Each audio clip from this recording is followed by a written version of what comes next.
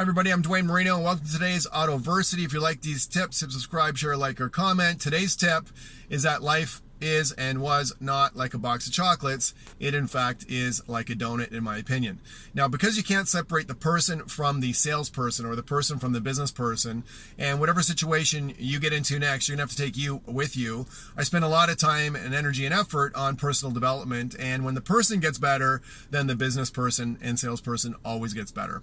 So today's tip really has three parts. The first one is I'd like you to group everything inside the whole of the donut around the topic of what you can worry about but have little to no control over. This would be things like weather, the economy, politics, what your dog's doing when you're at work, where your spouse or partner is right now, what your children really do when they're at school, when you're not at home. These are things we can lose sleep over, but reality is you have little to no control over them at all.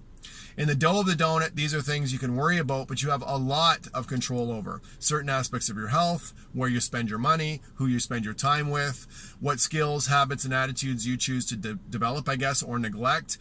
And really, everything in the dough of the donut is us. Now, there's a couple of takeaways here. The first one is this.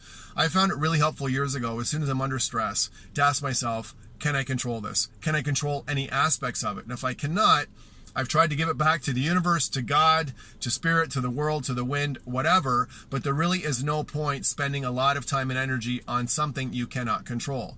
I'd like you to watch social media and the news and conversations at the water cooler and also what's going on inside your own mind, and you're going to realize a lot of the conversations and really a lot of our stress that we get under, our distress, is a result of us thinking about and worrying about things we have little to no control over. In the meat of the donut, the dough of the donut, where all the money is, this is where the dough is. This is where you can worry about things, but you have a large percentage of control over them. This would be things like your skills, habits, attitude, where you choose to spend your time and money, what you focus on and pay attention to, certain aspects of your health. There's a lot of things we have a lot of control over.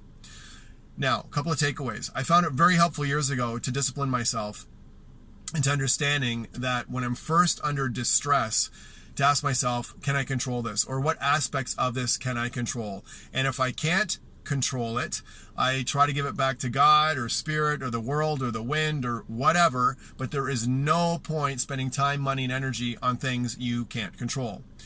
And if I do find I can control it, then I dive in deep and I try to figure out if there's some information or execution that I can work on. And if I can control it, then that's now a reduction in my personal stress because I realize, okay, I can go to work on this. Now, the next thing, the more you focus on the stuff you cannot control, the inside of the donut, the more you're going to find you have less energy, really less focus and attention and belief that you can control anything, and you start actually forgetting about or overlooking all the things you can control. This is what most people get caught into.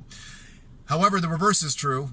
When you start focusing on things you can control and you really get actually obsessed with these things and create these items that you can control as your high level circle of engagement, you actually will start forgetting about all the nonsensical stuff that we can't control. It could stress us out, but we can't control it. So you've only got so much time, energy, and effort and money in you, and that, I guess, breakdown and understanding if you can't control it, it needs to be pure entertainment. Everything on the news, everything on TV, pretty much we can't control it.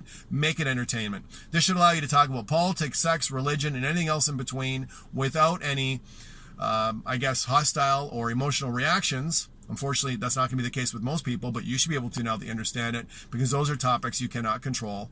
And then when you start focusing on the things you can control, you're going to find that your stress levels really drop and you start getting into eustress. Not distress, but eustress, which is a high while you watch yourself progressing on the things you can control.